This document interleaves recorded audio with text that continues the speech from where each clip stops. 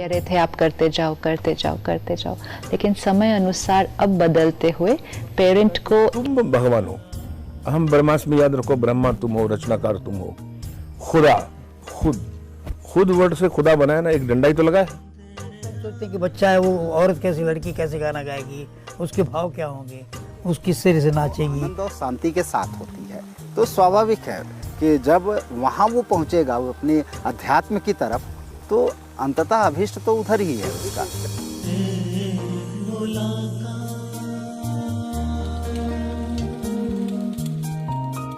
नमस्कार, एक मुलाकात कार्यक्रम में आप सभी दर्शकों का हार्दिक स्वागत है।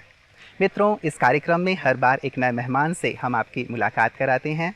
आज हैं हमारे साथ डॉक्टर चंद्रशेखर प्राण जी, जो नेहरू युवा केंद्र के नेशनल डायरेक्टर रह चुके हैं और आपने वॉलेंट्री रिटायरमेंट लेके एक संस्था की स्थापना की है, जिसके माध्यम से आप समाज की सेवा कर रहे हैं। तो आइए प्राण जी से मुलाकात करते हैं और मुखातिब होकर उनसे उनके कार्यों के बारे में जानकारी लेते हैं। प्राण साहब, आपका बहुत बहुत स्वागत है, अभिनंदन है। प्राण जी, विशेष करके आपने नेहरू युवा केंद्र में युवाओं के साथ बहुत कार्य किया है। आप लगभग 25 वर्षों तक, जो मुझे जानकारी मिली, आपने युवाओं के लिए बहुत सारे कार्य किए हैं और युवाओं के संबंध में ही आपने पीएचडी भी किया है, जो ग्राम विकास और युवा के संबंध में। तो युवाओं के बारे में विशेष करके मैं जानना चाहूँगा। आज जब हम युवाओं की बात करते हैं, बहुत सारा प्रयास, बहुत सारा पुरुषार्थ गवर्नमेंट भी कर रही है कि युवाओं के अंदर एक पॉजिटिविटी लाई जाए। कहाँ लगता है आपको कि कुछ कमी रह रही है? वास्तव में आज की तारीख में नौजवानों में जो नकारात्मकता है वो दो कारणों से मुख्य रूप से है। एक तो जो वर्तमान वातावरण है, जो परिस्थितियां हैं, वो उनको उस तरफ से ज़्यादा प्रेरित कर रही हैं जो वो देख रहे हैं उसके साथ, और दूसरा कि नौजवान बाह्य जगत में ज़्यादा अपने को चीज़ों को पहचानने की कोशिश कर रहा है। अपने स्वयं के बारे में, अपने अंतर्मन में जाकर झांकने की जो प्रवृत्ति थी उससे थोड़ा सा हटा है और बाहरी चीज़ों पर उसका ध्यान ज़्यादा गया है, और वो बाहरी चीज़ें अपने नकारात्मक रूप में प्रभावित करती हैं, तो वो अपने अंदर भी उन्हीं चीज़ों को महसूस करता है। अगर हम उसके अंदर स्वयं को पहचानने की क्षमता पैदा कर दें और वो चीज़ों को उस नज़रिए से देखने की कोशिश करने लगे, अपने को केंद्र में रख करके, जहाँ भी वो परिवर्तन चाहता है, बदलाव चाहता है, विकास चाहता है, उसके साथ जब वो अपने को केंद्र में रख करके देखना और सोचना शुरू करे देखने के तरीके में, तो शायद उसमें एक बड़ा सकारात्मक परिवर्तन आ सकता है। एक विशेष करके बात युवाओं के लिए कही जाती है आजकल के दौर में कि वो पाश्चात्य संस्कृति से बहुत ज़्यादा प्रभावित है। क्या कारण आपको लगता है, और क्या ये सत्य है कि पाश्चात्य संस्कृति का बहुत ज़्यादा प्रभाव हमारे युवाओं पर है और इसका कुछ दुष्परिणाम आपको दिखाई देता है? पाश्चात्य जब संस्कृति कहते हैं ना, तो उसको थोड़ा और स्पष्ट करना पड़ेगा। जब हम जिसको भारतीय संस्कृति कहते हैं, तो एक तो भारतीय संस्कृति जो थी वो संबंधों पर आधारित थी, रिलेशनशिप पर। मतलब उसमें जो मुख्य होता था वो रिलेशनशिप, संबंध महत्वपूर्ण होते थे। पश्चिमी संस्कृति में साधन महत्वपूर्ण हुआ करते थे, रिसोर्सेज। यहाँ रिलेशन महत्वपूर्ण होती थी, वहाँ रिसोर्सेज महत्वपूर्ण होते हैं। तो जब आदमी रिलेशनशिप जीवन में महत्वपूर्ण होती है, तब एक आदमी का दूसरे के प्रति कैसा व्यवहार होगा ये महत्वपूर्ण हो जाता है। जब रिसोर्सेज या साधन महत्वपूर्ण होते हैं, तो हमें क्या मिलेगा, दूसरा इसमें कहाँ जाएगा, दूसरे के साथ रिश्ते बिगड़ेंगे या नहीं बिगड़ेंगे, ये उसका परवाह नहीं रहती। इसीलिए भारतीय संस्कृति का केंद्र बिंदु परिवार हुआ करता था। परिवार पूरा रिश्तों पर चलता था, और परिवार में जो रिश्ते निभाए जाते थे उसमें साधन दोयम दर्जे का हो जाता था। तो आज की तारीख में जो भौतिक विकास हुआ है और जो भौतिक विकास की एक दौड़ शुरू हुई है, उसमें अब सबके निगाहों में साधन महत्वपूर्ण हो गया है, संबंध दोयम दर्जे का हो गया है। संबंध जो होता है मनुष्य के अपनी मतलब अंदर का भाव होता है, साधन बाह्य जगत का होता है। इसलिए मैं कह रहा हूँ वो अंदर के अपने आप को पहचानने की कोशिश नहीं कर पा रहा है। भारतीय संस्कृति में स्वयं को पहले मतलब हमें अंदर ले जाने की उन्हें आवश्यकता है। एक सर्वे में देख रहा था डॉक्टर प्राण जी, तो उसमें मैंने देखा कि जो पश्चिम के युवा हैं वो भारत की संस्कृति या भारत के अध्यात्म की ओर ज़्यादा रुझान अभी व्यक्त कर रहे हैं, और जबकि हमारे युवाओं का ठीक इसके विपरीत वो पश्चिम के देशों की ओर अपना रुझान व्यक्त कर रहे हैं। तो बिल्कुल एक विपरीत धारा सी हो गई है कि जहाँ की हमारी संस्कृति है, जो मूल्य हैं, उनसे जैसे युवा उस ओर बह रहा है। विशेष कारण क्या महसूस करते हैं? देखिए, वो एक स्टेज है, एक स्तर है। स्तर जैसे है कि आप लीजिए, एक स्तर होता है आपका शरीर का, भौतिक स्तर का। जब शरीर की ज़रूरतें, शरीर की आवश्यकताएं पूरी होने लगती हैं, उसकी समझ आ जाती है, तो आदमी फिर अंदर जाता है, फिर अपनी उस चेतना का, आत्मा का, उसका बोध शुरू करता है। पश्चिम में हम ये कह सकते हैं कि साधन बहुतायत में हो गया है, साधन अपने क्लाइमेक्स पर पहुंच चुके हैं, उसकी प्रगति भी भौतिक साधनों की अब उस पर तो सीमा हो जाती है ना, लिमिट है उसकी। उस लिमिट के बाद जैसे किसी आदमी के शरीर की लिमिट है, लेकिन उसके विचारों की कोई लिमिट नहीं है, सीमा नहीं है, वो सारी दुनिया को अपने में समेट सकता है। तो उस लिमिट के बाद तो आपको वहाँ जाना ही पड़ेगा। तो इसलिए भारतीय संस्कृति हमेशा बहुत विराट संस्कृति थी, बहुत थी, पूरी मानवता को एक मतलब पूरे मानवता को लेकर के सोचा करती थी वो। तो अब बीच में ठीक है, वो पश्चिम का प्रभाव आया और उसकी वजह से हम भी भौतिक साधनों के पीछे भागे बहुत ज़्यादा। एक ज़रूरत थी, एक सीमा है ना, उस सीमा तक तो शरीर को सब कुछ चाहिए, खाने के लिए रोटी की भी एक सीमा है। लेकिन आपको क्या लगता है अंततः कहाँ पहुँचना होगा हमें? भौतिकता से क्या हमें वो सुख, वो परम जो सत्य है वो प्राप्त हो पाएगा, या हमें आध्यात्म की ओर बढ़ना ही पड़ेगा? बहुत स्वाभाविक है। देखिए, भौतिकता से आपको भौतिक सुख मिल सकता है, लेकिन मन की शांति, मन का आनंद जो अंततः आपका व्यक्ति का अभीष्ट होता है, सब कुछ तो उसी के लिए करता है ना, कि मन में शांति आ जाए, मन को आनंद मिले, तब वो अपने को संतुष्टि जो होती है वो आनंद और शांति के साथ होती है। तो स्वाभाविक है कि जब वहाँ वो पहुँचेगा, वो अपने अध्यात्म की तरफ, तो अंततः अभीष्ट तो उधर ही है। तो विशेष प्राण जी, आपने बहुत सारी किताबें युवाओं पे लिखी भी हैं और साथ ही आपके विभिन्न पत्र पत्रिकाओं में लेख भी आते रहते हैं, युवाओं के साथ आपने लगातार कार्य किया है। क्या विशेष कारण आपको लगता है कि उस ओर जा रहे हैं, और कैसे, हम में कहाँ कमी रह रही है? क्योंकि यदि हमारी शिक्षा प्रणाली में वो चीज़ नहीं है संभवतः, या हम उन्हें बचपन से वो चीज़ नहीं दे रहे हैं, तभी संभव है कि वो उस सुख, उस शांति या उस आनंद के लिए कहीं और देख रहे हैं। क्या ये कारण आपको नहीं लगता? नहीं, बिल्कुल ये है कि थोड़ा सा हमारी शिक्षा पद्धति भी बदली है। आज की शिक्षा पद्धति सबको पता है कि मैकाले की शिक्षा पद्धति है। एक समय था जब समाज अपने लिए शिक्षा को निर्मित करता था, ठीक है। फिर क्या हुआ, राज्य ने, अंग्रेजों के समय में जो राज्य था, उस राज्य ने अपने लिए शिक्षा को बनाया, और शिक्षा को इसलिए बनाया कि उस तरह के लोगों को तैयार कर सके। तो उस समय राज्य को जो जरूरत थी, जिस तरह के क्लर्क चाहिए थे, अफसर चाहिए थे, तो उन्होंने उस तरह लोगों को बनाए। आज बाजार अपने लिए लोगों को तैयार कर रहा है।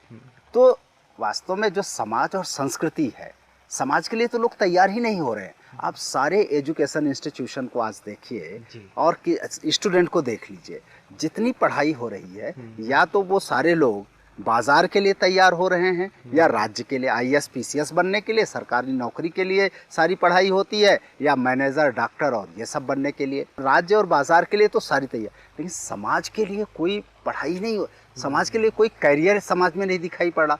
पहले समाज के हाथ में शिक्षा व्यवस्था थी, समाज अपने लिए मनुष्य को तैयार करता था।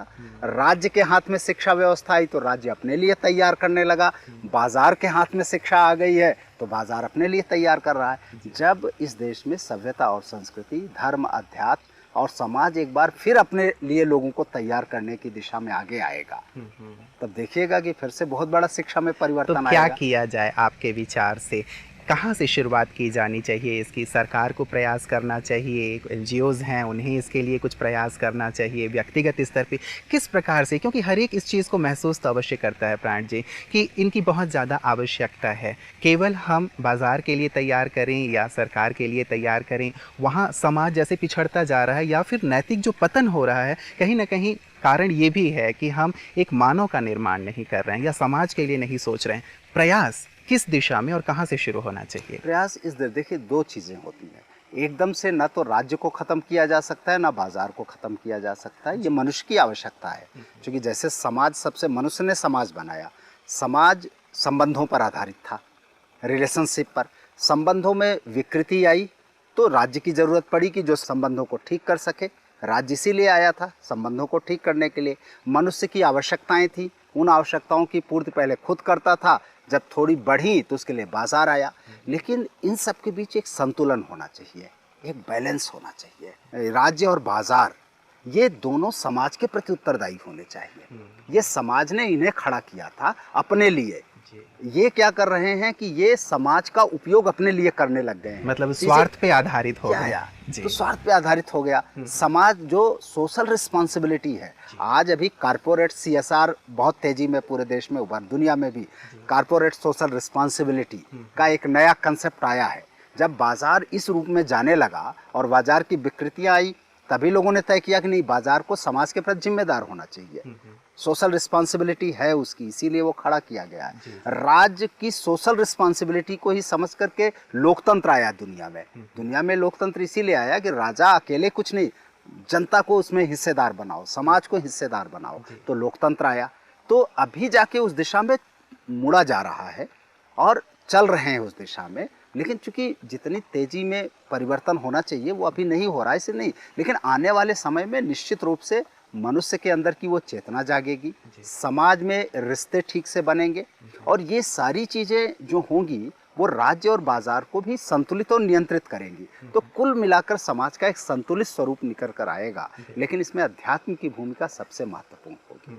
उसके बिना तो आगे बढ़ा हो ही नहीं सकता। आप विशेष करके एक आध्यात्मिक संस्था में ही आए हुए हैं अभी प्राण जी, प्रजापिता ब्रह्मा कुमारी ईश्वरी विश्वविद्यालय। इनका भी जो शिक्षण का जो तरीका है वो आध्यात्म के पे आधारित है। आध्यात्मिक चेतना सबके अंदर जागृत किया जा रहा है, जन जन में जागृत किया जा रहा है। तो अभी तक की हमारी जो चर्चा हुई है कि समाज में एक बैलेंस स्थापित हो, हर एक के अंदर मूल्यों की जागृति हो या आध्यात्मिक विकास हो, जिसके माध्यम से ही हम विकृतियों को दूर कर सकते हैं। तो ये जो विश्वविद्यालय है, इसका जो प्रयास है, इसे आप किस रूप में देखते हैं? बहुत बहुत ही महत्वपूर्ण और बहुत ही उल्लेखनीय प्रयास है।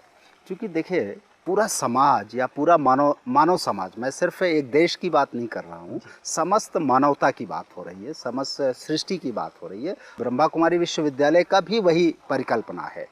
इसमें देखिए, इसका जो माइक्रो लेवल पे जाकर व्यक्ति होता है और व्यक्ति से ही समाज बनता है, समाज में ही राज्य निकल के आता है और ये सारी चीज़ें पूरा बनता है।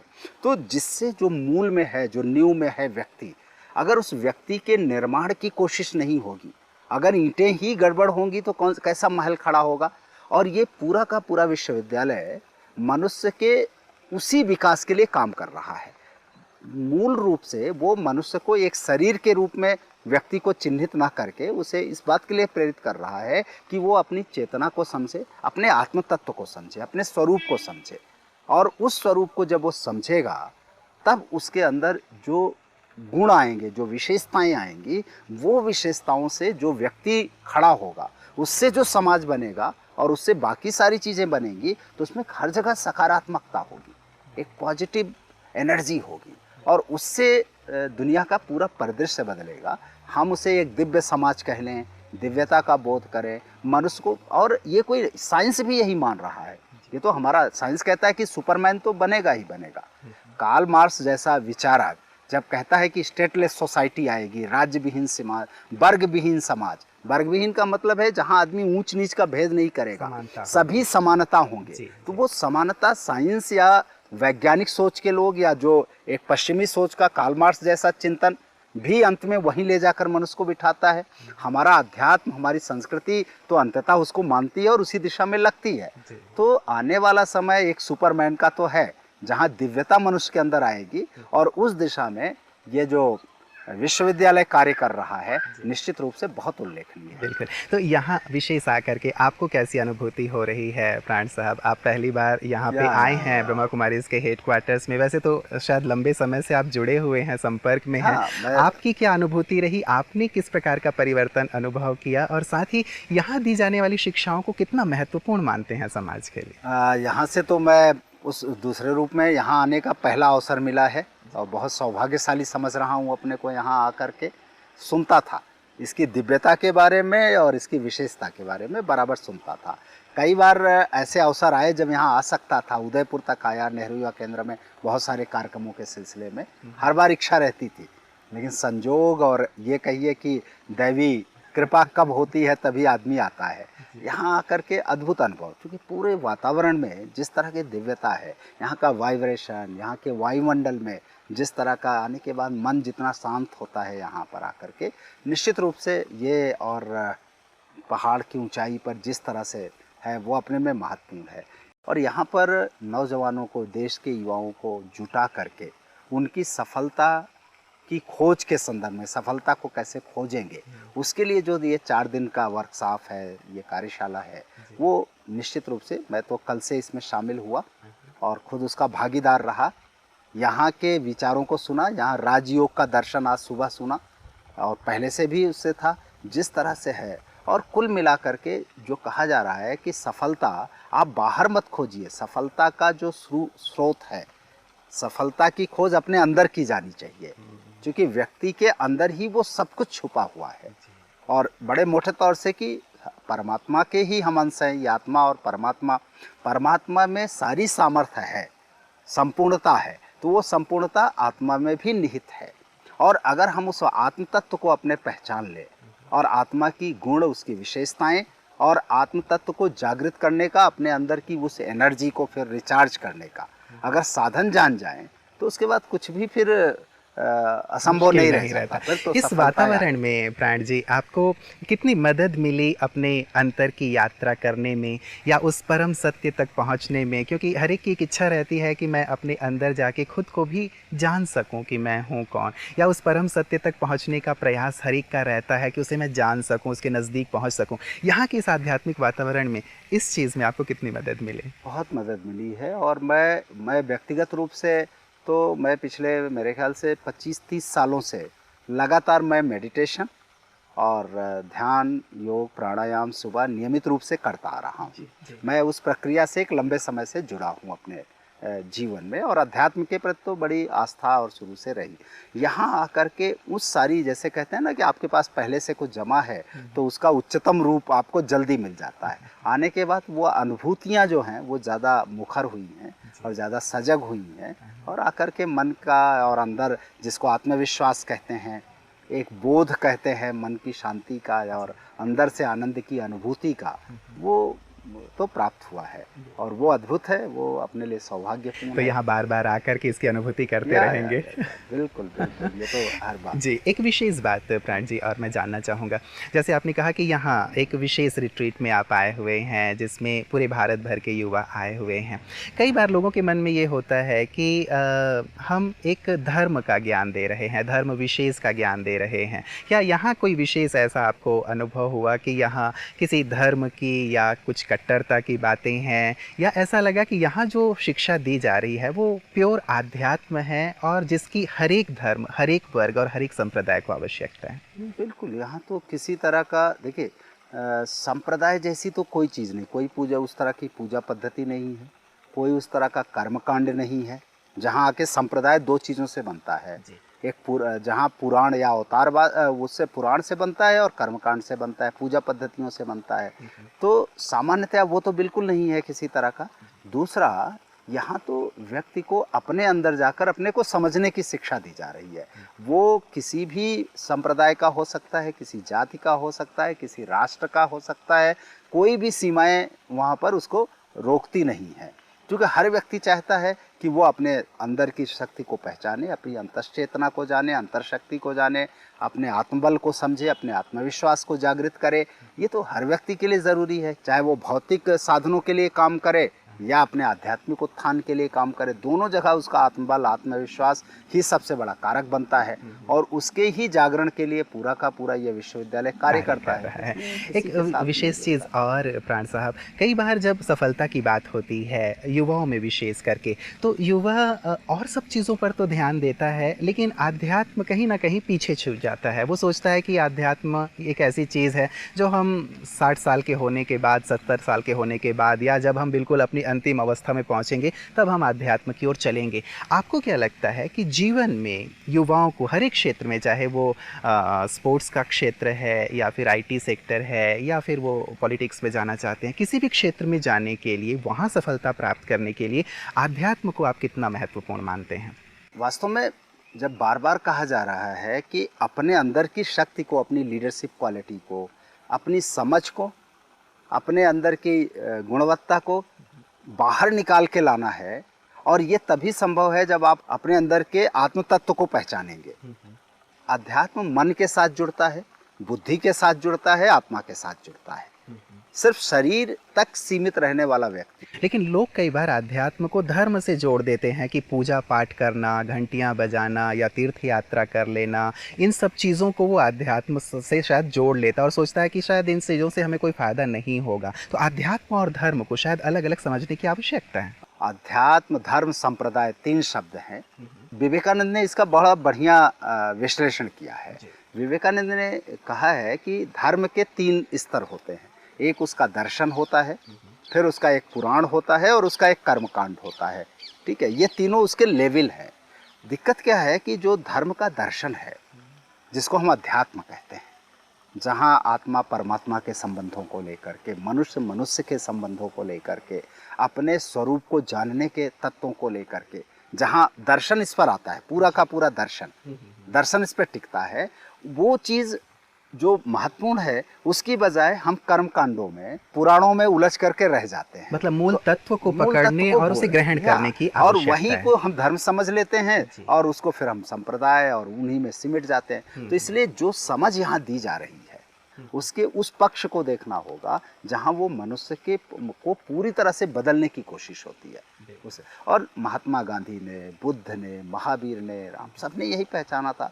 जब महात्मा गांधी कहते हृदय परिवर्तन की बात करते थे, अहिंसा की बात करते थे, सत्य की बात करते थे, वो अध्यात्म था। बिल्कुल। तो भ्राता जी, यदि अध्यात्म को जीवन में लाना है, युवाओं की मैं विशेष बात कर रहा हूँ क्योंकि युवाओं के फील्ड से आप जुड़े हुए हैं और बहुत सारे कार्य आपने किए हैं।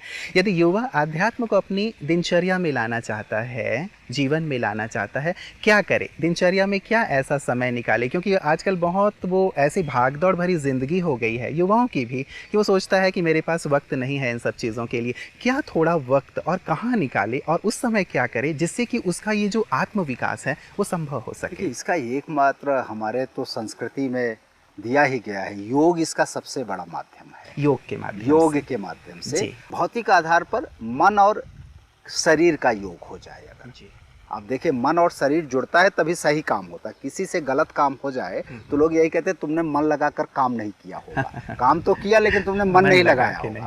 अर्थात मन लगाकर जब हम काम करते हैं तो हमसे ना तो गलत होता है ना हम असफल होते हैं।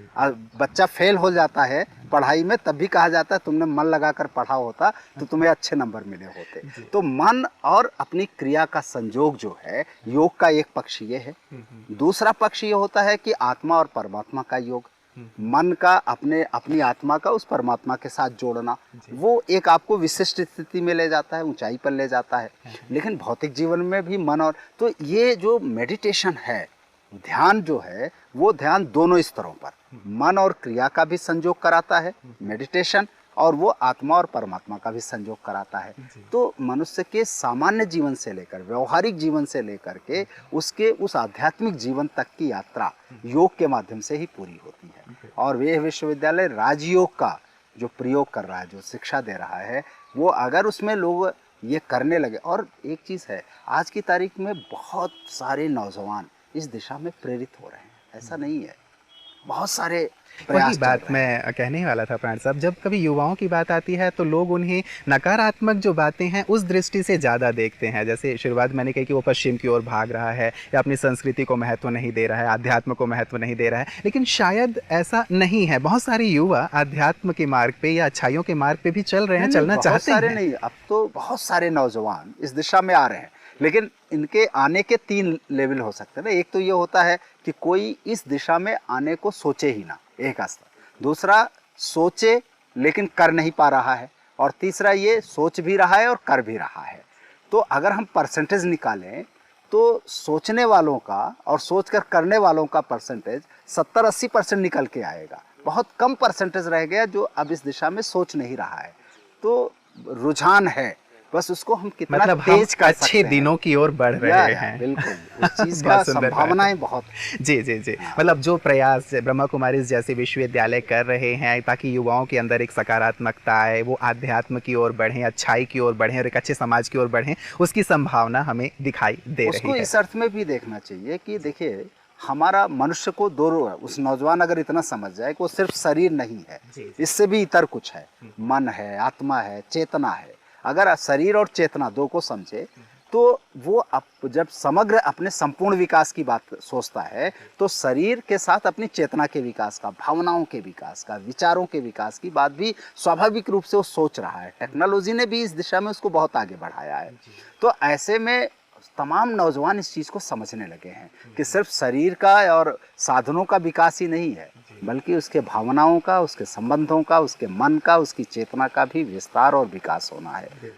और अगर उसका होना है तो उसका माध्यम सिर्फ अध्यात्म है। तो पहले का को इस अर्थ जमाना में लेना है। बिल्कुल, पहले के ज़माने में शायद आईक्यू को बहुत इंपॉर्टेंस दिया जाता था, लेकिन अब शायद ये ज़माना जो है एसक्यू का है, स्पिरिचुअल कोशेंट को बढ़ाने की बहुत ज़्यादा आवश्यकता है, तभी शायद सफलता प्राप्त हो। एक जो रिट्रीट चल रही है प्राण जी यहाँ पे कि youth in search of success, सफलता हर एक व्यक्ति को चाहिए, युवाओं को तो चाहिए ही चाहिए। वो कहते हैं कि वो चाहे वो स्टडी में हो या फिर कहीं पे भी हो, सफलता वो चाहता ही है।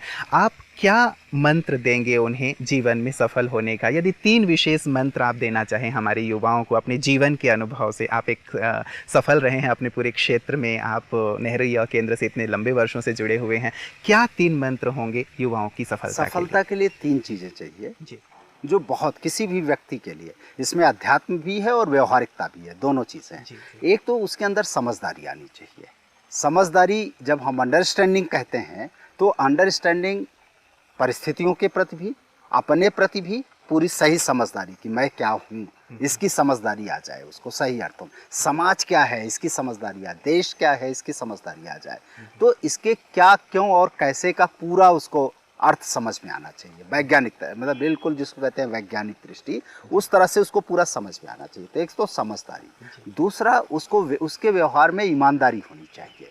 ईमानदारी है अंदर बाहर से एक होना, जो ईमानदारी कहते हैं, जो पारदर्शिता, पवित्रता। समझदारी जिसको हम ज्ञान कह सकते हैं, पारदर्शिता जो पवित्रता है उसकी, ये होनी चाहिए। तो समझदारी हो, ईमानदारी हो उसके अंदर, और दूसरा वो निरंतर प्रयासरत हो, सक्रिय हो, एक्शन में हो। बहुत समझदार है, बहुत ईमानदार है, लेकिन एक्टिव नहीं है तो जीवन में कभी सफल नहीं हो सकता। बहुत सक्रिय है और बहुत समझदार है, ईमानदार नहीं है तो कहीं ना कहीं गड्ढे में गिरेगा, वो दुनिया को फिर अपनी सफलताओं से जोड़ नहीं सकेगा। तो ये 3 चीज़ें जो हैं वो इनका बिल्कुल संतुलन होना चाहिए, और ये 3 चीज़ें जब किसी के जीवन में होंगी तो ज़रूर सफल होगी। जी जी, बहुत सुंदर 3 मंत्र आपने दिए हैं, समझदारी, ईमानदारी और साथ ही सक्रियता। मुझे लगता है युवाओं के लिए बहुत ही प्रेरक रहेंगे, और इसे एक स्लोगन के रूप में लिख के रख लेना चाहिए उन्हें कि जीवन में हमें सफल होना है तो ये करना है। प्राण जी, एक रैपिड फायर आपके साथ करना चाहेंगे कि मैं कुछ शब्द आपके सामने रखूँगा, उन पर जो आपकी प्रतिक्रिया हो। पहला शब्द है युवा। युवा वो है जिसमें खतरा लेने की स्थिति हो, खतरा लेने की क्षमता हो या इच्छा शक्ति हमेशा रहे और निरंतर सक्रिय रहे। भारत। भारत वो है जो सबको अपने अंदर समेटता है, सबको अपने अंदर जोड़ता है, पूरी मनुष्यता को अपने अंदर लेकर चलता है, और जो प्रेम पर आधारित है, जो प्रेम। अध्यात्म। अध्यात्म वो है जो हम अपने आत्मा को, अपने मूल तत्व को जान ले, स्वयं को जानना ही अध्यात्म है। भ्रष्टाचार। भ्रष्टाचार है संबंधों, जब हम किसी से लेते ज़्यादा हैं, बदले में देते कम हैं, वही सबसे बड़ा भ्रष्टाचार होता है। अगर बराबरी हो, समता हो तो कोई भ्रष्टाचार नहीं है। बहुत सुंदर। हाँ। प्रेम। प्रेम वो है जो अंदर से जगता है और आपकी आत्मा का मूल स्वभाव है प्रेम। शांति। शांति भी अपने मनुष्य का मूल स्वभाव है, और बिल्कुल अपने अंदर जहाँ भरा पूरा हो जाता है, जब एकदम से अंदर से होता है, तभी शांति। आपका कोई सपना? मेरा सपना यही है कि इस देश में एक बेहतर भारत बन सके, लोगों के बीच अच्छे संबंधों का, और एक दिव्य समाज बन सके। भाईचारा। भाईचारा जो है वो आपस में लेने देने के संबंधों में बराबरी रहे, यही भाईचारा है। हाँ। ब्रह्मा कुमारी।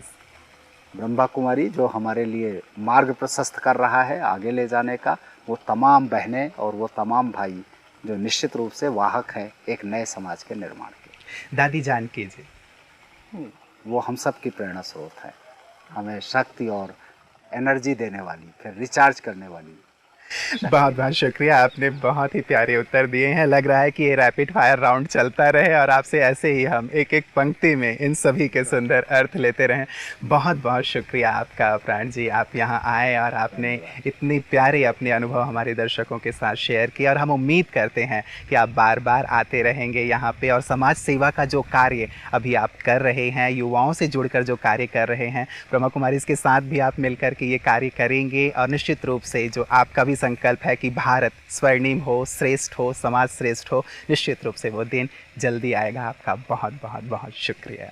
मित्रों, आप थे डॉक्टर चंद्रशेखर प्राण जी, जो हमारे बीच बहुत सारे और सुंदर अनुभवों को लेकर के आए थे। विशेष करके युवाओं से जुड़े हुए कार्य आप करते रहे हैं, इसीलिए युवाओं से जुड़े हुए जो भी सुंदर अनुभव आपने रखे हैं, मुझे लगता है कि न केवल युवाओं के विकास के लिए, युवाओं की सफलता के लिए, बल्कि हम सब की सफलता के लिए बहुत आवश्यक है। क्योंकि युवा वास्तव में कोई उम्र नहीं है, युवा तो मन की एक अवस्था है। कोई 18 साल का युवा भी 80 साल का वृद्ध जैसा हो सकता है और कोई 80 साल का वृद्ध भी 18 साल के युवा की तरह हो सकता है। मन को स्वस्थ रखने की आवश्यकता है, मन में उमंग उत्साह रखने की आवश्यकता है, जीवन में कुछ करने का उमंग, समाज के लिए कुछ करने का उमंग, राष्ट्र के लिए कुछ करने का उमंग, ये हमारे अंदर हो तो हम युवा हैं। और आप सबके अंदर मुझे पूर्ण विश्वास है ऐसा ही एक जोश है, एक ऊर्जा है कि हम अपने देश को महानता के शिखर पर ले चलें। तो इन सुंदर बातों को अपने जीवन में अमल में लाते हुए आगे बढ़ें, विकास करें, यही शुभकामना है। अगली बार एक नए मेहमान के साथ आपसे मुलाकात होगी।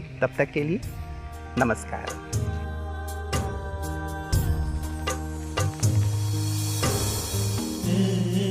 मुलाकात।